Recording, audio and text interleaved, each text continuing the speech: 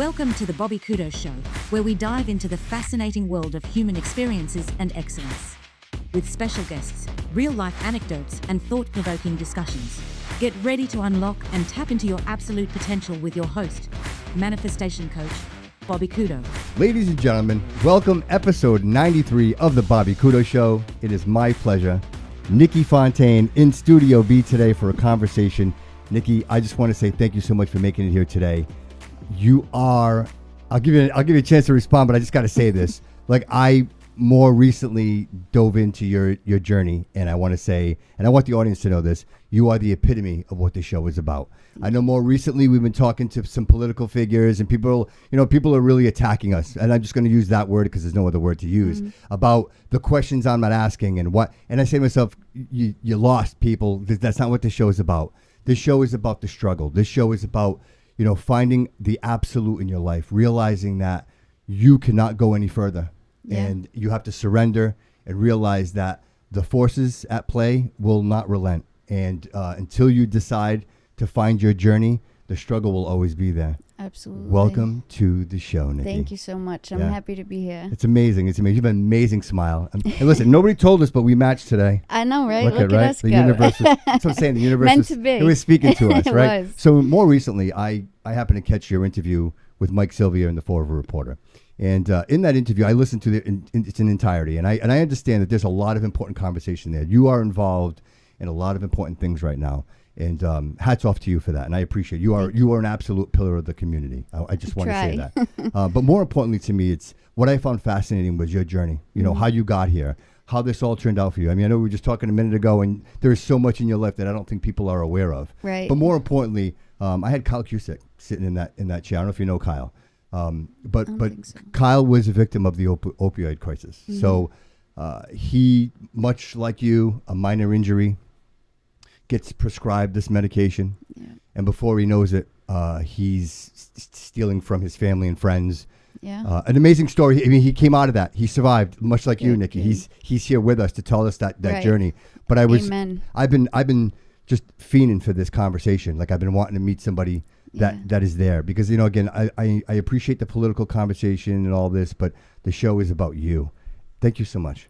I'm very glad to be here. And it's funny, most people don't know my office overlooks the place that I used to sleep in Fall River, so it's a good story. The irony in that, right? Yeah, exactly. So let's go to the beginning. Like, where did this all start? So you're born and raised in the city?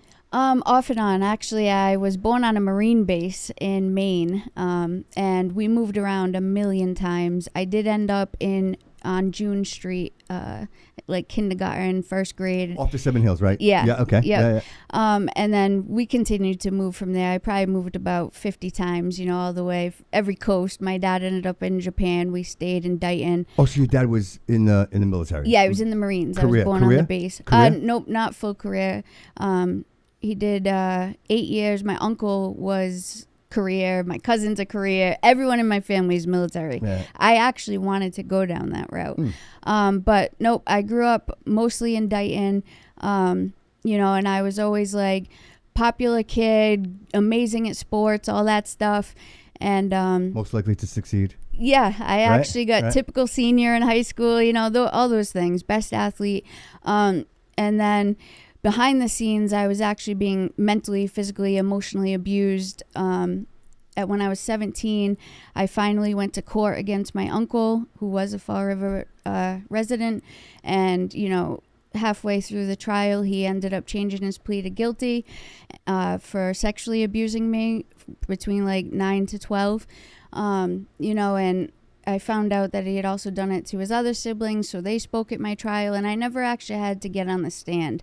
My mom went up before me. She's a licensed mental health clinician, and he changed his plea right there, but they don't talk about the victims' names, but we shared the same last name. So everyone knew, a Dayton kid, last name Fontaine, and that was my senior year. And it was a perfect storm, 17 going into my senior year, but it was a perfect storm because sports was my outlet for all of the abuse, right? And I excelled, and we were in the national championship game. You couldn't write this any better. 40 college scouts in the stands, extra innings. I'm on first base. Someone hits it up the line. I dive in a second, and I tear my ACL. And from there, of course, I'm prescribed Oxycontin, and as many as I could possibly. 2001 going into 2002. That was normal, right? Yeah. That was the normal, right? That was back then. They said it was non-addictive. Right. Doctors were pushing it like crazy. So between the trauma, not being able to play sports, I wasn't able to use my scholarship. I went down to Florida for college, and I tried walking on to the team, but I just was never right again, and there everyone had pills. Right? The recovery in that, right? Because your muscles are never the same again, right? And meanwhile, everybody else is still competing and playing, and you're trying to catch up. Right. At the most critical time of my life for a sports career. You know what I mean? Right. So obviously that went to the wayside. And while I was down in Florida at college, of course, partying was everything. But my uncle actually died one night. And my family wasn't going to tell me he was dead. I called my aunt. And I was like, listen, so-and-so is going to come kill me. Like, I don't want to be here. There was like weird phenomenon happening. Like back then it was a VCR popped out of the TV and onto the ground, and the lights were going off, and I was freaking out. So she actually picked me right then. She told me, I promise you he's never going to hurt you. And I was like, that's bullshit. You know what I mean? Right. And I dropped out from there, and I was just off and running with the prescriptions that I had, and it was never enough, My first detox, I was like 20 years old. So you were in Florida? Yeah. When this happened. So there was really nobody there to be like, hey, Niki, whoa. You're taking too many of these, right? So is this something that you notice? Do you actually notice and be like, oh, I took an extra one. I'm just going to take an extra one. It's not. Was it something you were conscious of? No, not at all. So it was really like you had tried weed, right? And I actually have an issue with the schools and the old DARE program where they tell kids that like you do any drug, it's all the same, right? Because once a kid tries alcohol and weed and it's not that bad, that you think they're lying to you. You know what I mean? So for me, that's a really good point. That's a really good point. I never even thought of that. Yeah, right. Oh, it can't be that bad, right? Right. There was no harm in the alcohol, the weed as a 17-year-old, 16-year-old, sure. And then even trying mushrooms and a couple of pills back then. But it was like I had no idea that something from a doctor could be even worse or just as bad as heroin. You know what I mean? Right. No clue. So for me, it was just like anything else. Like I was always able. So you're in Florida, right? I don't want to get ahead of this because I'm so into this right now. So you're in Florida, and so are you asking for are you calling going, hey, I need more medication? Is like who's making that call? No. So at that point, I didn't have the prescriptions anymore. Okay. Because I didn't get to the point just then where I was like physically addicted to them. I had abused them and knew I liked them. Okay. You know what I mean? Right. But I didn't know anything about physical addiction yet. Okay. So I went down there for about a year, and on the street, that's when I was like Oxys and Vicodin and Percocet, but I was mixing it still with like cocaine and ecstasy. Like I knew that I loved that, but it wasn't like an everyday thing yet. Gotcha. It was progressing rapidly. Right. But I wasn't paying attention. I was still going to school. I didn't care. I was getting good grades. No one cared. And that incident happened, and I came back home, and it was like everywhere up here, more than on the college campus. It was, I wasn't getting ecstasy and mushrooms anymore and all those things. It was, you're taking oxys. Every single person I went to school with, anyone I ever used with is dead except for one person, So I also had other abuse going on, and my dad was an alcoholic growing up and very abusive after he came back from the Marines. He was never the same person. So I've heard that before. Yeah. We really butted heads, and I mean knock it down dragouts. And you're in your 20s? At this point, 19. 19? Yep. And I moved into a house with this older guy. He had the prescriptions. It was a family friend, and it was just downhill from there. Now I started selling them to support myself because I dropped out of college, you know what I mean? Right. I didn't want anything to do with like having to take his money. I wanted to make my own, so I became the drug dealer. Right. I always was able to get like a waitress and bartending job, which went with the lifestyle, and it was funny because I remember sitting in this little closet, and I got my first music machine, and like I said, I didn't have an outlet once sports came. It was just full into drugs at that point.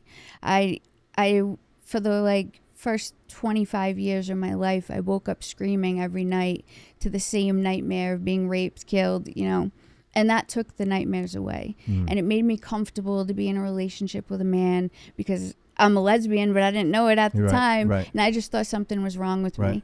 Well, of course, because this is your experience. Your experience with this is terrible. It's terrifying. It was awful. So why would you want to be intimate, right? And the idea of being intimate with a man, you're like, well, I'm not going to do this because this is how it makes me feel, not realizing what your true calling was. And I really thought, like, that's what you had to do in a relationship. You just have sex. You know what I mean? So, like, I was just getting as high as I could to be as normal as I could. And then as I'm selling it and people are starting to trade me their PlayStations and stuff, and I can't understand why. I'm like, you really want to give me that? Like, just for this, Not knowing that now I'm physically addicted. Sick, but I didn't have to be sick yet. You have an endless supply. You have an endless supply. Exactly. I had no clue. And it was just this thing from a doctor. Right. So it spiraled out of control. Obviously, I ended up in my first detox.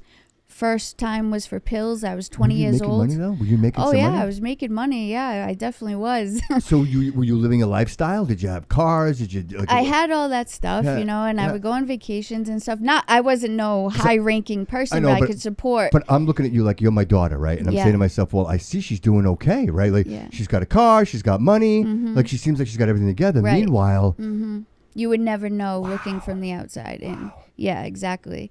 And I wound up in Star when I was 20 for the first time. And I'll never forget that they told me I could never drink. And I was like, I'm not even legal to drink yet. So you guys are out of your mind. And I wasn't listening, right? Sure. And alcohol did really cost me another 10 years of my life just about because you drink and it leads you back to the rest. And I mean, the next 10 years are kind of a blur, but I can tell you, I went to like 16 detoxes. I was sectioned multiple times, arrested a bunch of times in Fall River, and Taunton sometimes. And finally, on April 11th, 2013, I got into a head-on collision where I broke my collarbone, sternum, lacerated my liver, spleen, gallbladder. They removed all that, collapsed both lungs, severed my major artery in my leg, both arms, both legs, all my ribs broken. I mean, there was not much left of me after this car accident. Wow, where was this? It was on Route 44 in Seekonk, Rehoboth. At the time, I had rented like a room in East Providence, and I was going to pick up more because now I had graduated, that's one way in both heroin. directions, right? That's one car in one direction. So people get an idea. It's one car in either direction. Yeah, and I think the speed limit's 50, so it's not a slow street, right? Yeah, right. And we had both just crossed the line a little bit, I guess, and that was it. I woke up a couple days later to the Boston Marathon bombings happening. And I was in the ICU, and I was semi-stable because I had 6 surgeries in the first 7 days. They told my mom I had 50-50 chance to live. They left my stomach open for the night. They had to pack it with gauze because they couldn't get my liver to stop bleeding. And they said the only reason they even attempted to operate was because I was conscious when I got to the hospital. Wow. And it's crazy because one of my buddies from high school was the EMT on scene. And years later, I asked him because in my mind, I was calm in that car. Someone was sitting with me telling me that I was going to be okay, and I just had to breathe. And probably 3 years later, I finally had the courage to ask him what happened on the scene. And he said, Nikki, you were just screaming. There was nothing else but screams, Wow. And I don't know if that kept me alive, but it was an angel, obviously, in the car with me that day. I have no doubt. But it kept me conscious enough to get to the hospital. And I woke up to the Boston Marathon bombings, and they moved me out of the ICU to make room for more patients. And unfortunately, the person that took over my care hated addicts. They took me off all pain medicine, even though the person in my room had one broken rib and they had her on a fentanyl drip, right? That goes right over here if you want. Yeah, I'm trying. And so once they moved me onto her unit, she took me off all pain medicine, everything. So now I'm detoxing with all my bones broken and trying to rip. I had tubes coming out of me everywhere. I looked like the alien. And I'm trying to rip some out and like army crawl out of the hospital because I can't do anything like this. And you're sick. I'm dying sick. I'm puking.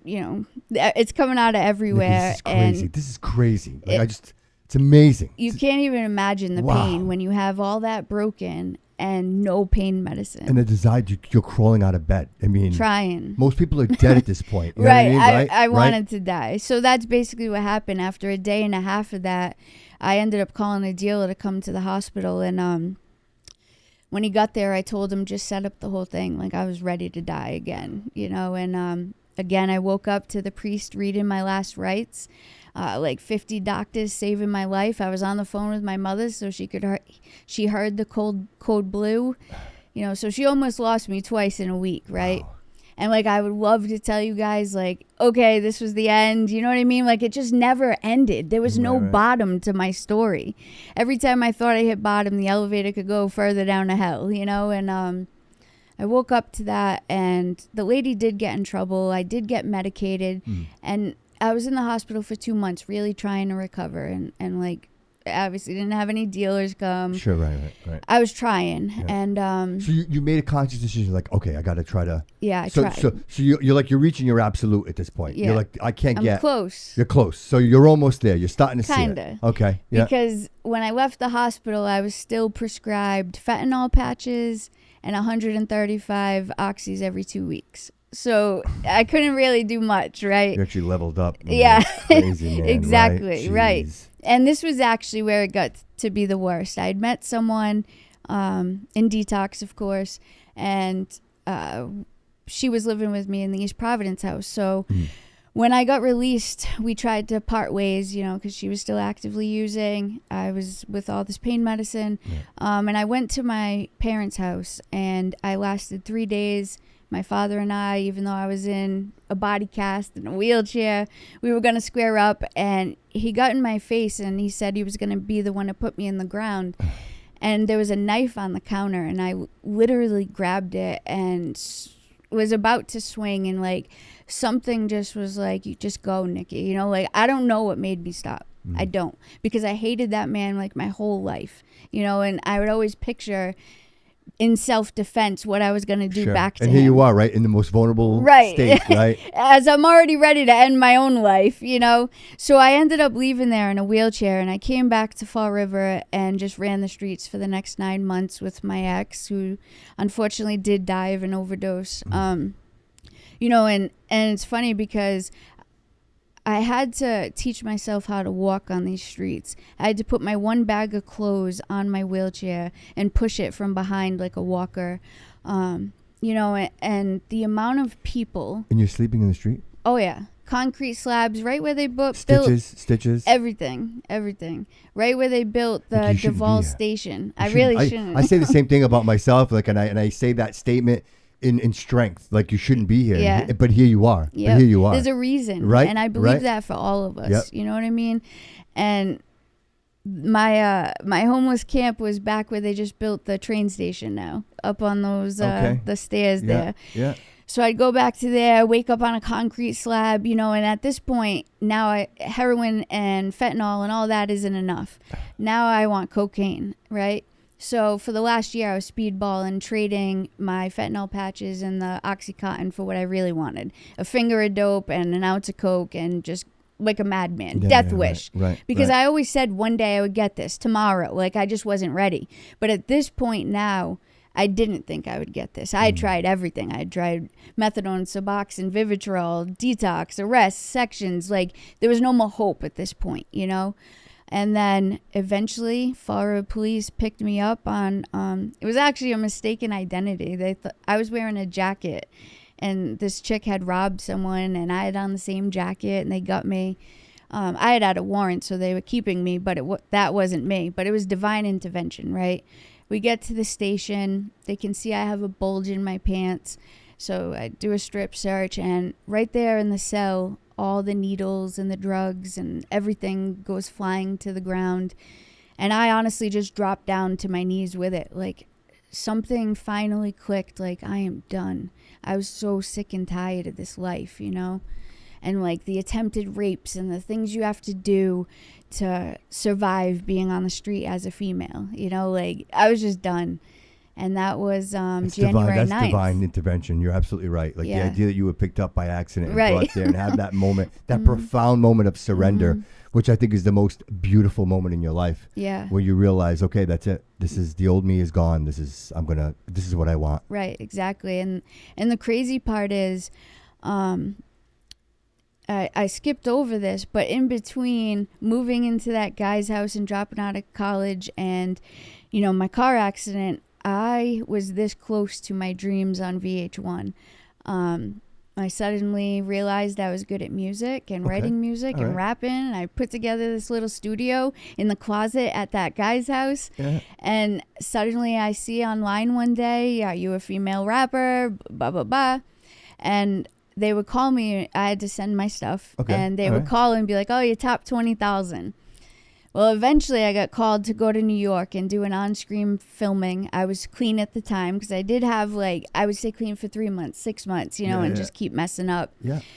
So I went to New York. They loved me. I got a call. 21, 20? Nah, probably 24. I okay, all right, okay, something all right, like 24. That. Okay. Yep. All right. And they loved me, and so I got a call that I made it to top 25 out of everyone in the country. They flew me to LA, and I made it to top 10 and lived in the house with Kaya, who sings My Neck, My Back, MC Surge, and Charlie Baltimore, and all them were in there. No kidding. And it was $100,000 in a record deal, and I literally had my dreams at my fingertips. One thing for me, if I want something, it comes fairly easy to me.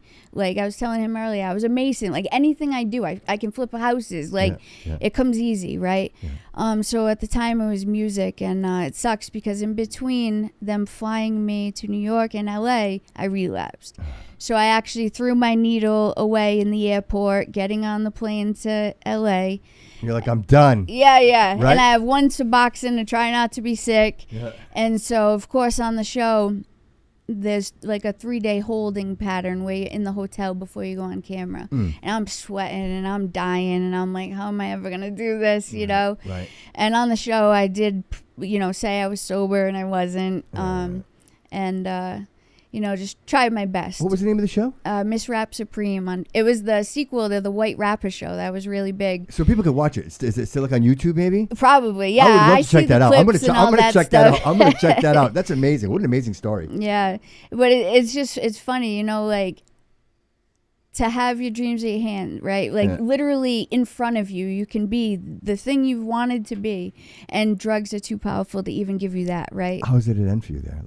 When did you decide? You just quit? No. We would do follow-up things. Like Donnie from Making the Band and I did a lot of shows in New York and different places, or Pepsi Smash the Mic commercial.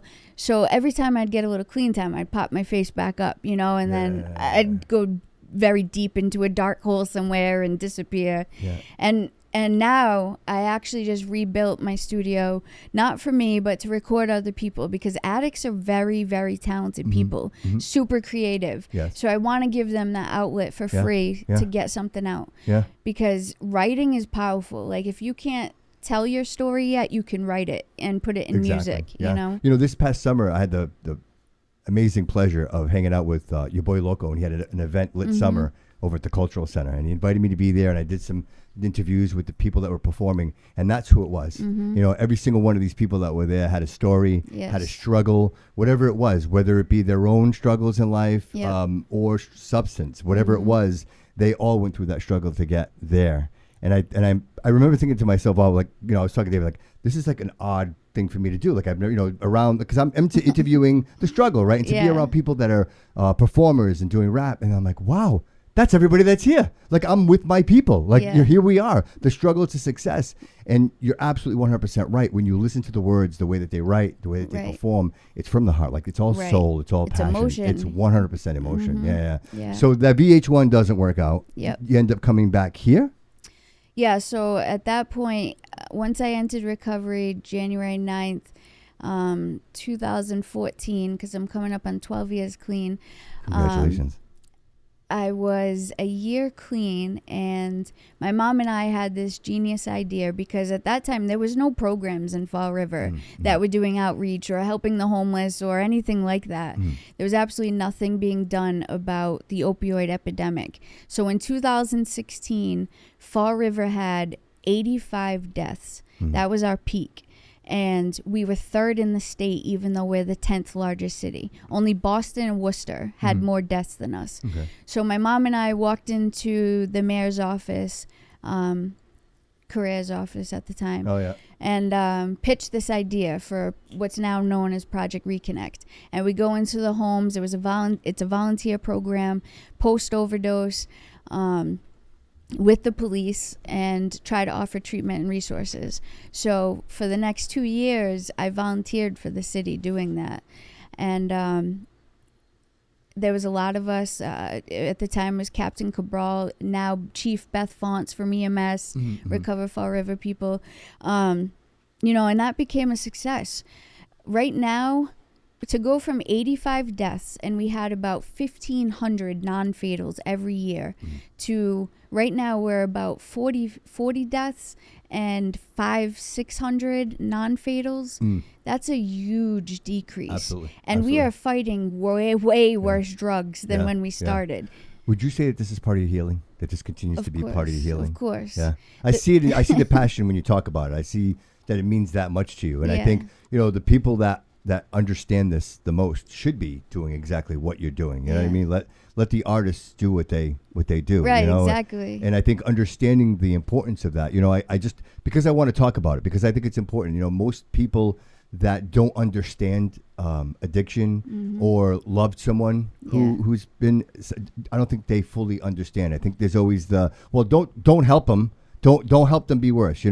I agree with what you're saying with the panhandlers. I don't support the panhandlers because you can kind of see what that is. But I will say that some will say that we're perpetuating this behavior, that we're not helping the situation, that we're just providing this ongoing pain for these people.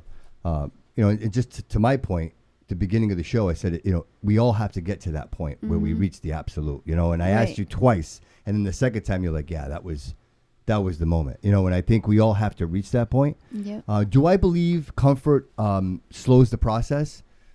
Maybe, but I also believe that the human experience is individual. Right. And the one thing you can try to plan and you could do numbers for everything, but you can never calculate the human element. Absolutely. And I actually agree with that. I don't think we should be making it super comfortable. My team, we don't give out tents or clothes or food usually. You know what I mean? We'll help the people that do, and support them as needed. But for me, I had to be uncomfortable. My mom finally had to kick me out and say enough and put an alarm in her house. You know what I mean? And I had to be on the street, right? Otherwise, if you're going to hand me money and I can support my habit and I can, get everything that's needed, why am I going to change? Yeah. It has to have some level of uncomfortability. That's profound that you have that vision, that you actually see that, because a lot of people be like, well, no, but the truth is it's a process, right? It's a process. And I think there's a beginning, there's a middle, and there's an end. But also what some people forget, right? Because it's usually so black and white in some people's minds, where you can help them, you want to feed them, clothe them, take care of them, or just cut them off, and you forget, you still have to treat them human, right? Just because I'm not out there giving them the tents or the food, I'm still going to build a rapport with them and treat them kindly and offer anything that I can to that person. And sometimes it's just a matter of listening to them, right? You have to build that rapport, because you best believe when they are ready, they're calling me to get help, Sure. And that's 24/7, right? Oh, yeah. It's a Saturday. We were walking up and a guy came up to us that I had never really seen. And he was like, wait, I know you. You're Niki. Yeah. And he's clearly homeless, right? Yeah. And he had just lost his brother. But that happens everywhere I go now. Right. And that isn't because I put myself on these shows, because homeless people don't really see him, right? It's because I'm in the streets and in their homes, or whoever I'm helping, constantly answering the phone, going to meet with them, Right. Well, and again, I want to make this aware, just in case people don't know, none of this is free. There's a cost to all this. And more recently, which I'm happy to report, Massachusetts was awarded right? Some for the opioid, right? Like Yep. there was a settlement, and the city of Fall River is going to get about what 8 million, about I believe. 8 million of that over the next. Yeah, but just so people know, it's Yep. over the next 15 years. Yes. So it's not like you're getting it Right. all. You're getting it all at once. So it's Yeah. really understanding that has to go a very, very long way. Yes. I talked to Christopher. I know Christopher was in the studio, and we talk about homeless. Mm-hmm. I think that his idea and I think his awareness is important. I know that not everybody agrees with what is happening here, but I want to say this because it's important. I want to say that all of you are on the right side. You know what I'm saying? I agree. You know what I mean? Like I know that everybody doesn't agree about how we do everything, but I think that's the magic in what we do, right? If we all agree, nothing ever gets done. Right, absolutely. No. And that whole thing, it was very shocking to me because 1 minute, right, he would hit me up to help someone, and I'd be like, sure, just like anyone else that hits me up. Yeah. I was happy to help. And then the next minute I see the AI video that whatever his name is made, and it just turned suddenly, and I was very confused at that, right? Because we had just did the Gabriel Fire and event and all those things. So it is what it is, right? And I know after volunteering and working with the city for 10 years, it's always a dirty game. Every 2 years, people are out for what they can get. That's too bad. But one thing that bothers me that they don't know, which Chris was invited to the tables of the street outreach meeting, of the Homeless Mayor's Task Force meeting. We tried to get him in there so we could see what was going on, right? Because I don't think people have a full understanding 100%. at all 100%. of what we do. Right. And the great thing is we don't take a cent from the city. We wrote grants.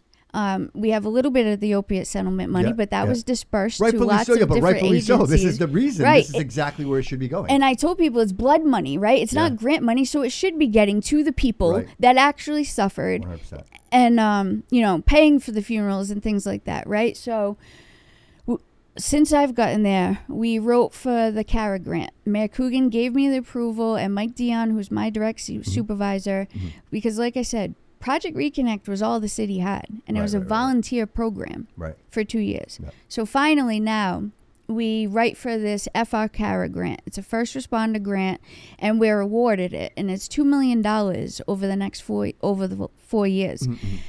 And that gave us, myself, the director, a data and outreach coordinator. It gave us 2 recovery coaches. It gave us a police liaison from Fall River, a clinician, a trainer and educator who trains the first responders and the community with Narcan and stigma and all those things. And it also gave the city its first large batch of Narcan. I think last year we got $90,000 worth of Narcan. Oh, wow. So that's what's out there saving these people, giving them another day to fight, right? So that was the beginning. So for the last 4 years, we're coming to the end of that. That's the FAST team. And we've been able to help thousands of people with that grant. It's been amazing. So much so that SAMHSA sent our statistics to the White House on multiple occasions, right? Yeah. And so we wanted to expand that. We didn't want to just let it drop because we still see gaps. Just because we have 6, 7 people that are now doing this work with the collaborations we have, there's still going to be gaps, and there's still going to be things that are needed. And $2 million doesn't go that long. The human element, right? Like that's the gaps. Is the human element. You can't predict absolutely everything. Never. Yeah, and so even with that said, I want to make this comment as well because I had Boomer in the studio as well, and he had nothing but the nicest things to say about you, including that his words were, every time I've ever called her, he's like, and I've called her at some crazy hours of the night. Yeah. She's always answered the phone, and she's always been there to support my needs. Yep. So I think it's important for people to hear that. I think it's important for people to know that our leaders, right? The people that are putting their hat in the ring to lead our city are reaching out to you for the support, and not only are they getting that support, but they're really complimenting the way that they're getting that support. No, and I do have to say the same for Boomer too. Like it goes both ways. He's been super helpful for many years, and I'm a big fan of him. And the reason I believe that the other camp started to attack me is because I just wouldn't lie about Coogan, right? When Coogan first got in, he was going to fire me. We didn't have anything yet. I was like a homeless advocate back then. I think I had just switched from part-time to full-time. I was the only city person trying to help mental health, substance use, and homelessness. Just me. And I was doing task. it. Right. Yeah. Right. What do you have? What? 10 people now? 8 people? 8 people We're now? about to have 10 next month. So you were doing the work of 10 people. Yes, 100%. Right. Spending my own money. You know what I mean? Like there was no extra money. There was nothing. Yeah. You know, and Mayor Coogan and I sat down, and once he got to meet me and talk with me, and like I said, he allowed me to write the CARA grant, and that's where it just blew up. And since then, we also just received the DOJ Connect and Protect grant that adds 2 more clinicians and a mental health peer worker, because drug calls are going down, mental health is skyrocketing. So we want to meet that need. And we partnered with Child and Families in Star, and they have a mobile crisis van now, so that literally people in the encampment, and people don't know this is happening ever. Which is why you have to come back on my show, and we have to talk about this every time, because I tell you right now, we want to support you in any way we can. You know what I mean? This is the most noble work that's happening out there right now, because this is thankless. Yeah, Nikki, nobody. It is thankless. It's a thankless job. You know what I mean? But I get to see the people after years later, and their mom is crying, saying "Thank you for helping my son." That's when that's all I need, or see the glow come back in that person's life. You know, the intervention that you had. There's just that little bit of shift was enough for them to come out of this. Let me tell you, I just not to get too into the weeds, but how do you deal? And this is just me, my own personal question to you. How do you deal with people that don't want help? Like, how does that, because it's easy to be like, okay, well, you don't want it, I'm out of here. Like, what is the process for you? Honestly, it's still a case-by-case basis. Like, if someone says, you know, they don't want help, but I'll take your card, you know, I'm still going to give them my card. I'm still going to just have a little talk with them, you know what I mean? And hope and pray they reach out, or I wait like a couple weeks and I'll reach out again, you know what I mean? But we do get some that, I mean, almost get violent and say, get the hell out, like, I don't want help. Those you have to respect and back away. But overwhelmingly, what's happening out there is we're just building that rapport. Like, okay, man, you ain't ready for help, but, you know, do you need A, B, and C, you know, and the olive branch, right? Like, hey, here's some toilet paper, right? Just a little something, something. Basically, something I found very interesting. Tracking. Is there some type of tracking that we have with the homeless? So I found this very interesting. Yeah. So now with the CARA grant, we were able to develop the city's first database. It's Gelada, where it tracks homelessness, mental health, and substance use calls. The 911 calls. So for Christine and I, she's the data coordinator, outreach coordinator. Okay. We go into ESO, which is EMS's database, and IMC for the police, and we go through all the calls that come in, and now it's being directly imported into Gelada that match those categories. We're tracking all the encounters and follow-up visits we have with them. It maps out, you know, how many in this age or this location. But it also gives us the ability to have a collaboration now. So out of the DOJ grant, we're building a hub. We have about 25 agencies, DMH, DDS, the courts, both hospitals, police, EMS, Child and Families. I could go on forever. All pertinent agencies have now signed on together with the city to be able to establish a hub where you will get a personalized team. You know, say someone has DCF involvement and their kid's struggling in school and they're an addict and they have mental health, you're going to get a team that meets those exact needs. So we're building that hub with Gelada's help because they'll be able to, if they seen John Doe yesterday, they'll write it in so that we're not duplicating services anymore between the 10 agencies. There's just been so many gaps and things that have truly grown in the past 6 years, you know, and we're not stopping by any means, right? We're adding more people in October. So, but I see the gap still, right? And we work as hard as we possibly can. But people have to remember, there's a lot of people out there that are not ready yet, right? You can't force them. If they don't reach the bar of a Section 35 or a Section 12, there's nothing that we can do to pull them off the street until they're ready. But we created the EWE program, Enhancement Without Encampment, and that's been extremely successful. So that puts people in detox and step down, and then we'll pay for up to 6 months in a sober house.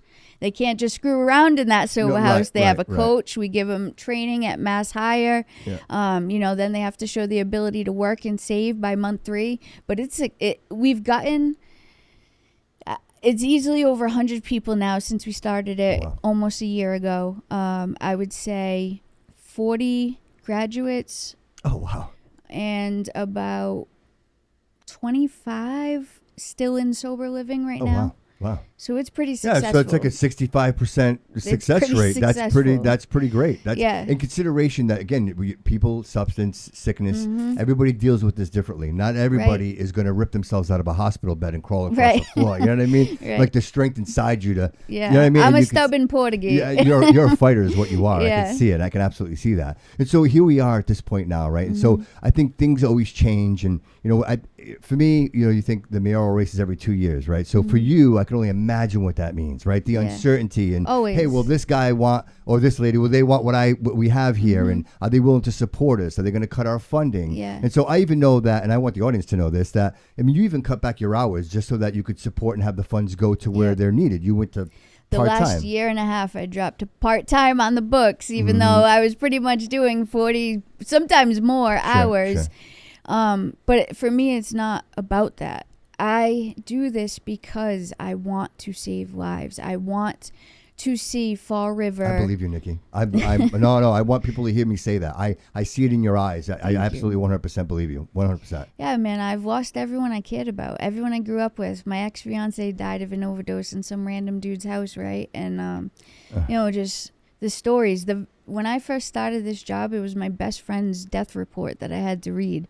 The first one that came across my desk. And ever since then, I've brought his mother flowers on Mother's Day, and, they just came to the event we had, the overdose awareness event.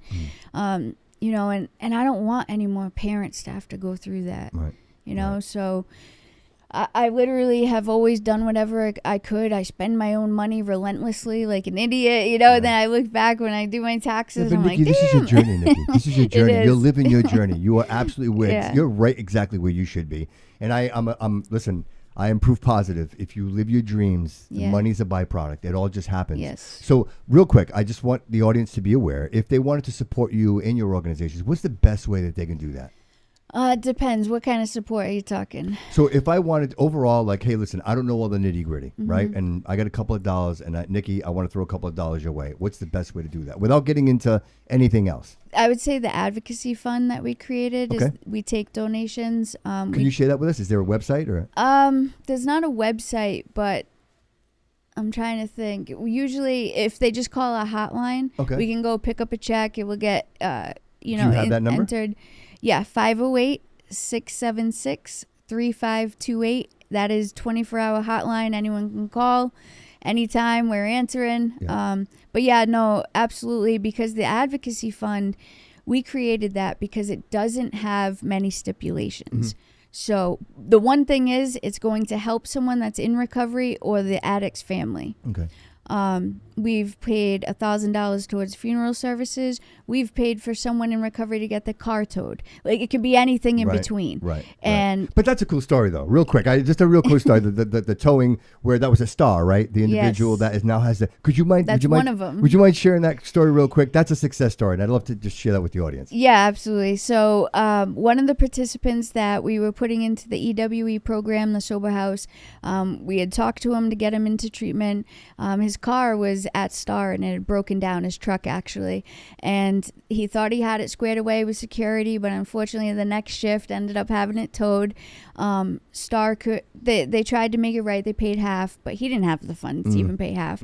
So the advocacy fund was able to pay for that man's truck to get towed back to his home so that he could stay in treatment while he was in the Sober House. We paid a couple months for him, sober living, and now he's driving the nicest Mercedes I've ever seen. Excellent. He's got the best union job, carpentry. He's so talented. Yep. And his girlfriend and kid are back in his life, and he's. But do you understand the difference? Like, that moment right there was the difference, right? You're flipping a coin. Right. If there's no help there and he can't get a vehicle, walking and out. now he can't go to his union job to go to, then what's the point? Everything falls apart at that point. Exactly. So it's so critical. That little puzzle piece, that little brick is what forms the foundation for something great. I love to hear that. Yeah, I love to hear that. And honestly, there's a lot of those stories, and that's what keeps me going, because sometimes, man, I'm not gonna lie, I'm human. I do get tired, right?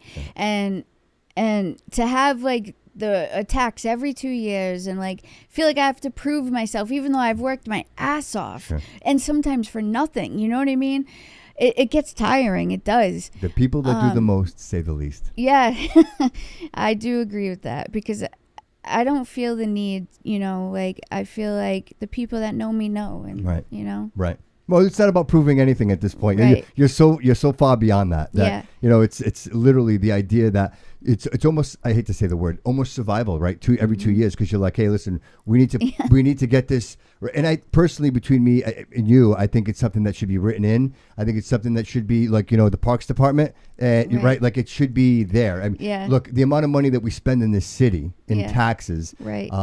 I'm not arguing if some of that went to an amazing organization like yours with good, amazing people doing God's work. I mean, literally doing God's work. You're saving lives. Yeah. People, real quick, and I don't want to get too far. I know this is going a long time, but what do you do with pets? Like if people have pets, is that something you come across Work often? miracles, because Right? it's not easy. It's not easy, right? Because it happens a lot. You can't go into these halfway houses, stepping, like you can't do that with a pet. Is it Forever Paws? Do they assist? So for a little while, we did have Forever Paws, and I have a great relationship with Animal Control, Cindy. Mm-hmm.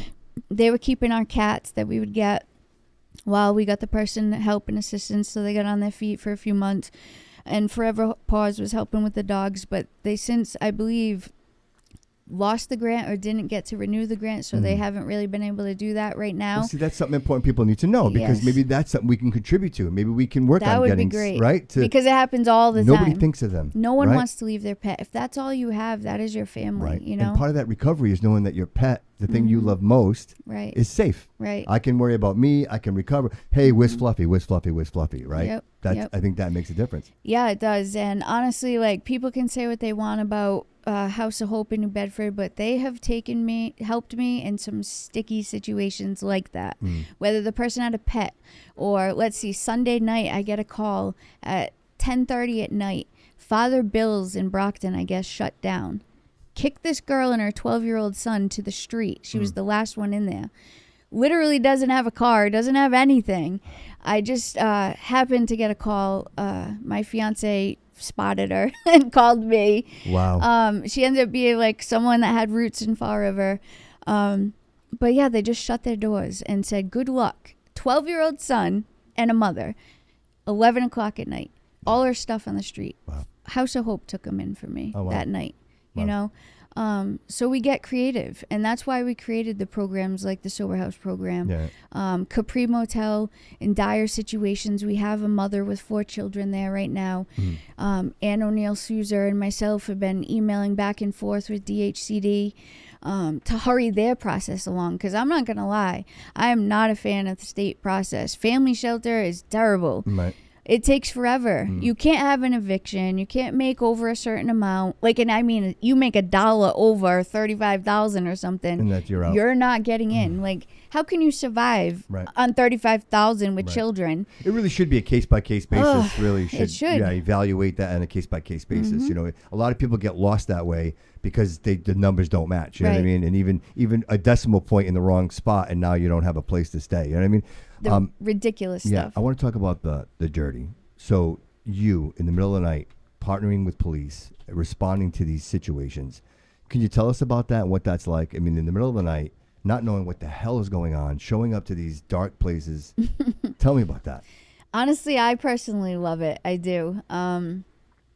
To go from being the person in the backseat of the police car to being the one that, like, we're coworkers now, you know, and we all play an important role, and we just work together so seamlessly. Like, we were able to pick the police that we brought onto the program, and they're amazing.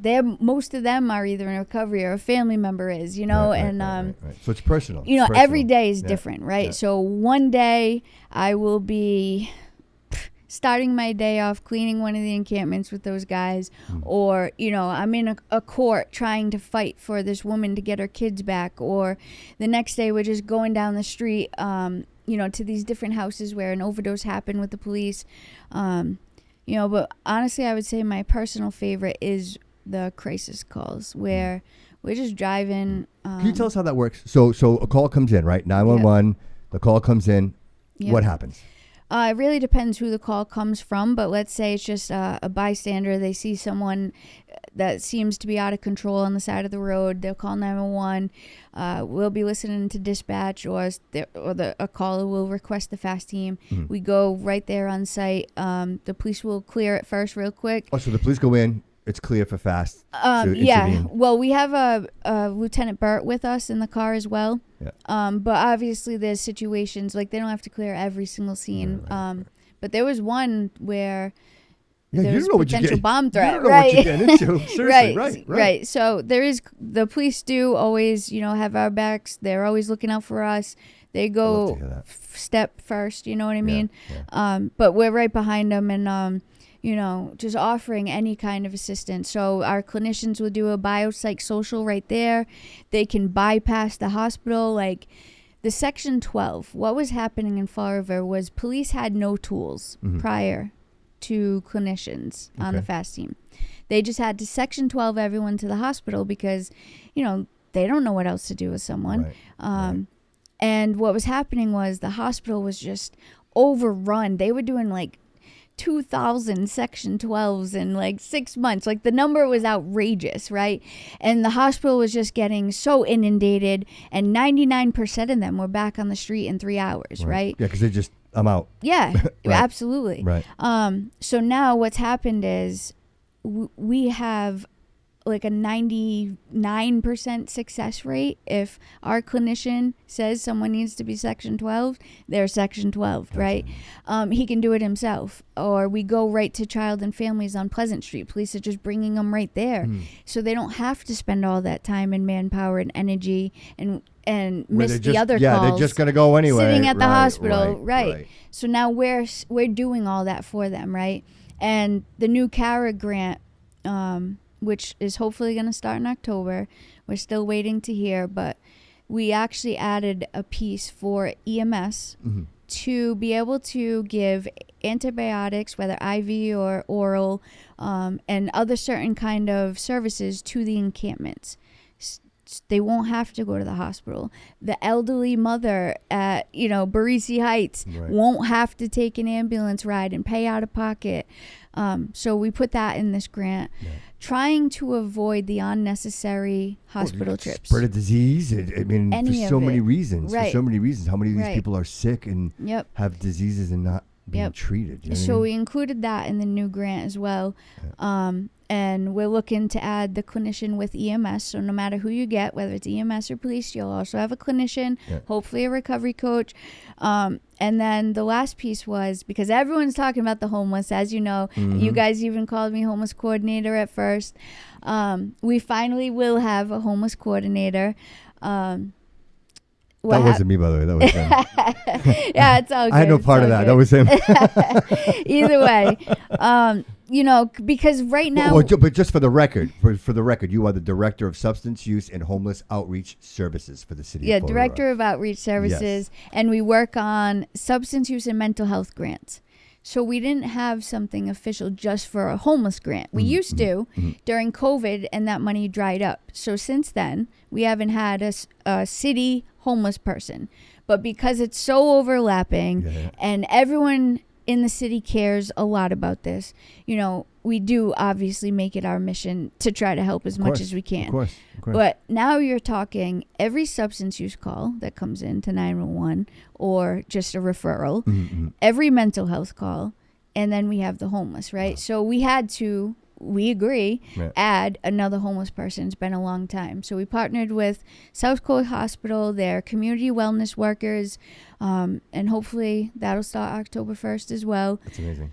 Because it's a full-time job doing each one of those things for 24/7. Of course. But having something like South Coast is such a juggernaut, right? And to be able to have that financial support. Exactly. And their expertise, right? They already have those people in place and could probably volunteer. And we work with them all the time already. Right. We were just doing it free, but not for free. And you know what I mean? Right. Just trying to merge these collaborations and the agencies. There's agencies that are doing great things. But if you don't communicate and you don't work together, people fall through the cracks. Sure. So this new hub that we started in 2020, but COVID immediately killed, the resurrection of that is going to be a game changer, I think. Oh, wow.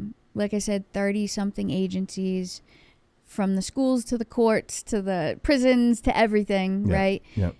It's a team. So let me ask you some history, right? Mm-hmm. Obviously, you've seen this whole epidemic take place. Mm-hmm. Right now, you're in the midst of all of this. You see it every day. It's part of your life every day. What would you say the number one cause is of people being homeless? And like, I know addiction typically comes after the fact. You know what I mean? You know, unless it's by happenstance, right? Like somebody's going in the medicine cabinet. You know what I mean? Typically, trauma is a driver, I think, in most cases.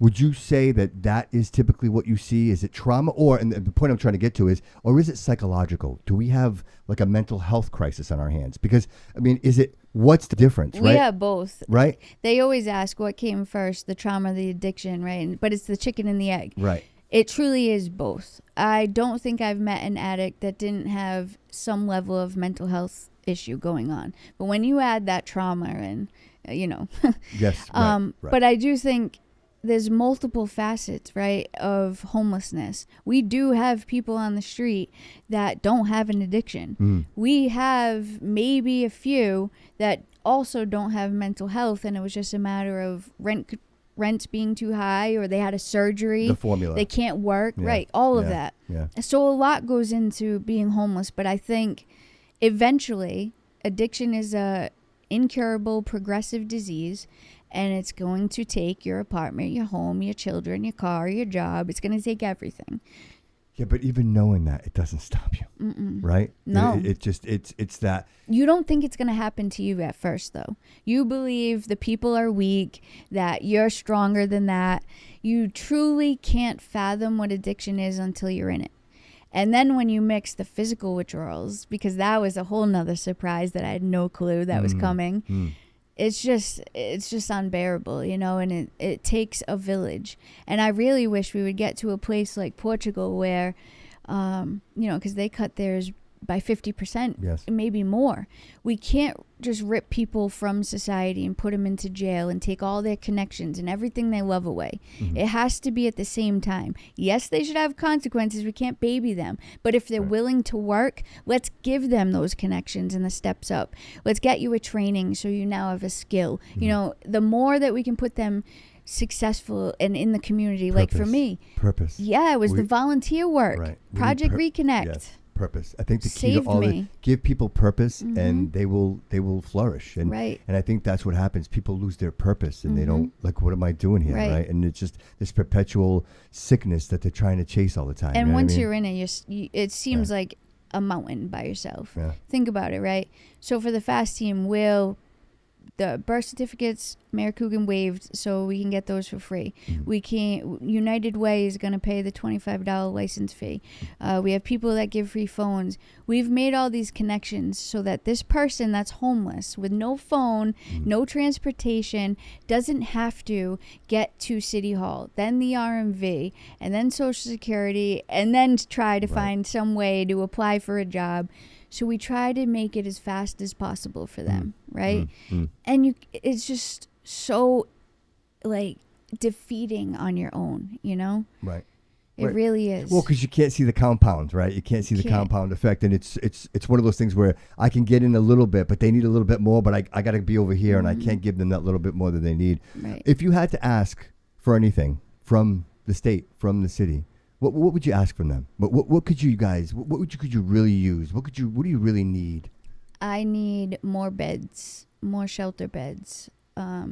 Either that or a piece of land where we can try the tiny houses or the campsites, one or the other, because we try to work miracles, right? And get creative and put people where we can, but the housing first model from HUD sucked. That gave us handcuffs where if you're going to put someone in a HUD program, give them free apartment, you can't treat their addiction. You can't force treatment for their mental health. So what's happening was they were getting these housing programs, and 6 months later they turned it into a trap spot, and now they're evicted and back on the street. And now they're in a worse spot because they have the eviction, right? So I believe Trump is changing that right now. which hopefully doesn't go too far left or right, whatever. Right. But if they can just stick to that, where we can offer help while doing a housing model, I think that's the most successful. So if we can have more beds, a shelter, or a piece of land where we can take these agencies, give them, the things they need to feel like a human, but also work with them regularly day by day where they're safe. Because right now they're not safe. It's hard to focus on doing anything good for yourself if you're not safe, True. I think that has to be step one, but it can't be alone. Right. It has to be with the conjunction and the willingness to do the services. So November, we have a new mayor. What's the conversation? If we have a new mayor, you're saying? Yes. The conversation would be... I would personally, like between them you, to not to catch cut you up. off in either way, I think it's a new mayor no matter how you look at it. I think, between Coogan and whoever the other mayor is, it's going to have to be a new mayor.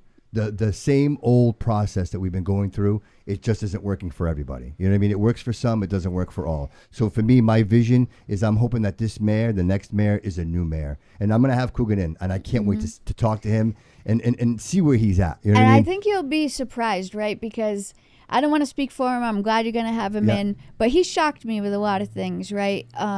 The fact that he's been in the encampments with me all the time, calling me 24/7, like asking, what can we do next, right? He did make the call to Watapa Heights to try to see if we could possibly use that land, right? Yeah. He's open and willing, and he listens to different people that... It's important for people to hear what I mean? Yeah, it's important. Yeah, yes. There's just so much noise in politics. But one thing that I don't lie, right?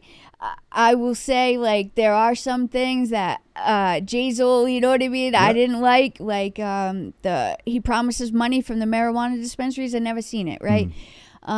So far, Coogan has delivered on his promises to me with the mental health, addiction, and substance use, right? But as far as what I hear with, like, the lights, millions of dollars on the Braga, I don't like that. You know what I mean? But I think... Like 28 million. Yeah, that's crazy. And I don't know who made those decisions and that stuff, but I'm not a fan of that, Right. Right. But I will not lie about the fact that I see him doing well. You feel that you've been supported? In my area. Yes. That's important. That's important. And it's okay to say that. And people need to hear that. That's okay. Because this is a very important piece. This is our community. You know what I mean? Yes. And whether, and it's funny, I heard conversation of, well, how many of these people are actually from Fall River and how many people, you know what? Does it matter? They're here. They're our problem. We have to fix our problems. We can't turn our heads. But it's even lower than people think too. Like, everyone loves to say they're not from here. Yeah. Well, what constitutes them from here? Because I have, yes, you're right, this person's been living in Texas for 3 years, but their mother and their children are here. You know what I mean? So now they're here. Right. Like, they either have roots here or they lived here 5+ years ago. You know what I mean? Something brought them here. The one thing that we just realized is Star and Stepping Stone obviously have detoxes, right? So people are coming there, and halfway houses. People come there from all over. They didn't know Fall River. What we need, and what we've just had meetings about, is to make sure they get bus tickets back to wherever they go, or a ride back to where they go. Okay. All right. All right. But other than that, how are they just going to Google Fall River? You know what I mean? True. Except sober houses. A light bulb came on to me last week, and I instantly called Mayor Coogan. I was like, we forgot about the sober houses. Now that they're MASH certified, which is a state system, there's a MASH website, and you can type in any town, and you can see the sober houses, and they're also bringing them here, right? So a guy called me to try to get EWE funds. He's like, oh, but I just changed my ID to Fall River. I've lived here 3 months. I came from Lowell. I'm like, no, you're not from Fall River. So I'm sorry. Like, this, we used the funds for the EWE grant for Fall River citizens only, right? It's amazing that information even gets out. Right, like everybody's talking about it, right? Like, it's amazing to me that even happens. But they came here for the sober house, you know? But once you're in one of our sober houses, you're going to hear, right, about the different grants and things. But sober houses also need to do their part if they're kicking someone out to make sure they get home. I think if we can stop sober houses, the detox, and the halfway house, why else would people come here? You know what I mean? True. I can't think of another reason. Right. So obviously, I can see data is very important, right? To compile data, look at trends, figure out where to allocate the resources. I see that that's very vital to what it is you're doing. So in doing so, like when I had Carlos sitting in the chair, I asked Carlos, I'm like, Carlos, what do you think about AI? You know what I mean? Yeah. Like, we know obviously AI is everywhere, but when you talk about the city and maybe being able to compile some of this data, do you think that would help you? Like to have an AI agent, or if the city had some type of AI computer system that you could tap into that to be like, hey, here's all this valuable information. So in our grant, we do have evaluators, which is basically AI workers. Okay, all right. They track all our data. We have to have really nice, cute quarterly reports that go to SAMHSA and the feds. Yeah. But AI is great. You know what I mean? I'll take more help. You know what I mean? Right. But no, the data is extremely important. I know the city's working on with the opiate settlement money. They get data from each person that they gave the money to so that they can try to see what's really happening. Yeah. Excuse me, but the more the merrier. You know what I mean? No, like, of course. we have to get, like, in 5 years ago or 6 years ago, the numbers of what they said was homeless in Fall River was nowhere near accurate. Higher or lower? Much higher. Oh, okay. So it's a national point in time count. Okay. Everyone in the country has to do it, but they mandate that it happens in the end of January, early February. So dead of winter. Mm-hmm. There's way more shelter beds open. People have friends that'll let them stay if it's snowing, right? I've gone out on the national point in time count in a damn blizzard to try to count people. So, of course, we weren't finding as many as we should have, right? And, of course, the state and the feds, they all manipulate it for that reason. So if they're in a bed, they're off the count. They don't count. They don't count the count. How convenient that that's in January. Right, it's very convenient. Exactly. Very convenient. So over the last, I'd say, 2 or 3 years, we've really made it a point to have teams. We've had events to try to actually scour the city to find these people. And I think that's why part of the reason you see higher numbers as well, because 4, 5, 7 years ago it was all, whatever. Yeah. But also, obviously, it's just national. There's way more homeless people than we've had ever before, but we want the accurate number. I want to know how many do I need to save or help or find a place for. Yes, you know what I mean? You can't fudge the numbers. You can't. What is pretending help? You know what I mean? Right. So the state just handed down, they gave everyone an option to respond. And thankfully, Mike Dion allowed me to do it with Mary Camara and answer their questions about how many beds do we need? What are we still lacking? It was like 8 questions of they want an accurate picture. Sure. So I wrote it out as best as we could with Mary. If they can support us in some way that we don't have, you need to know that our point in time count numbers, 80 of those beds go away a month later. You know what I mean? Right. Let's get serious here. Yeah, and I think the data you need it's time, right? You need to compile the data. You can't take it in just snapshots of certain months of the year. Like you have to compile the enormous amount of data to be like, okay, well this is what we need, right? Yep. This is amazing to me. So I hear a lot of things, right? People talk and they say things, and I think a lot of people don't realize the actual substance of what they're saying because they're not out there and they don't see what's out there. David happened to take a walk out on the trail the other day, and he called me. He's like, dude, you would not believe what I just seen. And I actually told Chris, I'm like, hey, I know the rail trail because I walk from Meditech to Britland Park and then back again. And it's nice. Yes, it's a nice walk. Right, but realizing that 20 feet into the woods, there are people that are literally fighting for their lives. Yep. And that's the part that I think we're kind of like this, you know what I mean? And I appreciate you. And I realize that this is not an easy thing to do. And I don't think anybody could do this unless you have really thick skin. You're a warrior. You are an absolute warrior. And not only do you do this, but you put up a lot of bullshit that you shouldn't have to. And I think that sometimes, and I say this often, the people that do the most say the least and take the most criticism, right? Because for us, it's this. It has to be this, right? Because you represent the team. You've got 9 other people that are working with you that you represent that are looking to you to be like, hey, Niki, right? I was glad it was just coming at me, right? Right. So, right. Yeah. Right. Obviously, you can take it because absolutely you are a warrior. Unbelievable. Unbelievable. Well, I've been through a lot that should have killed me. So, a couple of people that just have a lot to say. It's not going to kill me, right? Wow. It's going to fuel my fire to make sure that, like, we're still doing more every day. Like, Sure. I don't ever want to be complacent or think that Fall River's great. We got this. Like, we're heading in the right direction, yes. Yeah. But we still have a lot But of Niki, work to it do. is great because people like you are willing to stand up and help other people. That's what makes the city great. So people can say whatever they want. Yeah. What this city is us. It's the people that actually stand up and are saying, "Hey, we want to make a difference." You know, Yeah. we see more in those that don't see it in themselves. Like that's the bottom line here.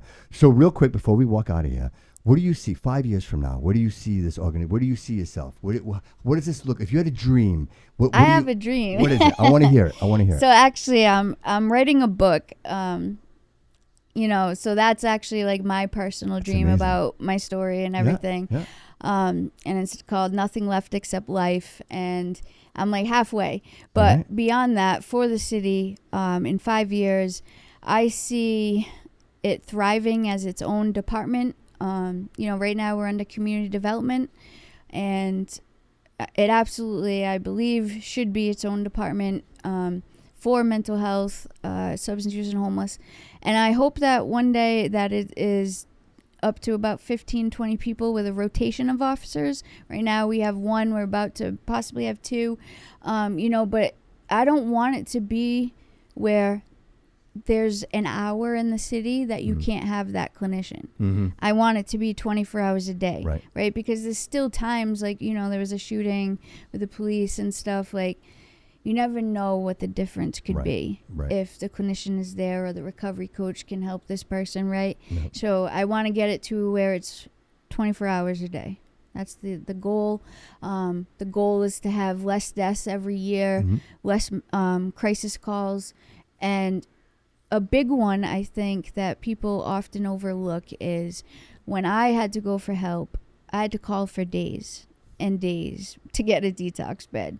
Right now, that person doesn't even need to make the call themselves. We can text people. We have relationships with most of the detoxes in the state. And it's a matter of like 3 texts. Yep, they can come in an hour. You know what I mean? Like, I want that machine to continue. Yeah. So whether it's me or not, the people that are working with me, you know, those things, fill in the gaps. That's huge because I had Kyle sitting in that chair. I'm so glad you just said that because that was one of his biggest concerns is when he decided that he needed help. It took him 2 weeks to get a bed. Yeah, so he had to wait. So in those 2 weeks, if he had a weak moment, like Kyle might not be with us today, dead, right? Right. And honestly, I think the longest that I've seen it in the last couple years is a day. That's progress. Hey, that's progress. That's progress. But most of them, same day. Yeah. Would you say that this is the organizations that are stepping up? All of it. The coordination? It's their, you know, they're fixing their systems, right? It's us recognizing the gaps, and it's our ability, because everyone used to only work if you were going to get grant money and certain accolades. And what's in it for me? Exactly. And we've broken down those silos, and we're all working together, you know, and we talk all the time. Like, I literally just texted someone at, I think, like 11 o'clock last night. Do you have a bed? Yes, I do. You know what I mean? And they can provide transportation. That needs to be available to everyone. Right. Unfortunately, not everyone knows they can call our hotline and have this kind of help. Right. So there still are mothers that are struggling, trying to find their kids beds for a couple days, you know. I haven't seen weeks in a long, long time, but even a day is too much, right? Right. So that's amazing. Would you mind sharing that phone number with us one more time, please? Yes, 508-676-3528. And if somebody's out there right now and they need help, what would you recommend? Call the hotline right now. I'm leaving the building shortly, and our team will be there, but it depends on what kind of help you need, right? It used to be methadone, weeks to get an appointment, next day, sometimes same day now again. You know, whatever you need, though, talk it through. Like, give us a call. You know, if you already are working with an agency, have them help you. I don't care who helps you, but have someone. What if I have a loved one? Can I call? Of course. If I want to support my loved one, can I call you and be like, hey, this individual needs my help? Absolutely. We do a lot of family support. a lot of interventions, things like that. And if I want to stay anonymous, like you guys will. Doesn't matter. Okay, that's Absolutely. important. That's important. Yep. I really can't see a fear of someone calling. But if you have experienced one, please let me know and I'll work to change it. But we try to just be welcoming to anyone. And can I say thank you to you and your team? I appreciate everything you guys do every single day. I would, if we could keep in contact, I would love to maybe go on a ride with you and go check this out for myself. And no, that'd be really, great. you know what I mean? It's really understanding, I think, what's out there. It's one thing to sit here and talk about it, but to actually experience it and to see what's out there. I never want to talk about things that I don't know about. Yeah. And I'm all about the human spirit. I'm all about the journey, and I want to support this as much as I can. And I want my audience to be able to help you, and maybe we bridge that Let's do it. that gap. And I'm gonna run you ragged though. Let's do it. Let's do it. All right. Let's all do right. it. It sounds like Donkey Kong. All right. Nikki, Sounds thank you so good. much for being here. I really appreciate you taking the time to come into the show. I know Thank that you. my audience, as well as many people that that I'll never know, appreciate the amazing work that you do. I mean, you are an angel. You are you are a warrior, and you, most importantly, you are a survivor. Like Thank you. I'm blessed to be in your presence, and it's an honor for you to have you on my show. Oh, Thank you, too Nikki. kind. No, Thank I mean you. it. I mean it. Thank you, everybody, for being here. I really appreciate it. This was a monumental show for me, understanding that struggle is real for all of us, and coming to grips with the truth is probably the most important thing you can ever do with your life. And realizing that you need help is the strongest decision you'll ever make.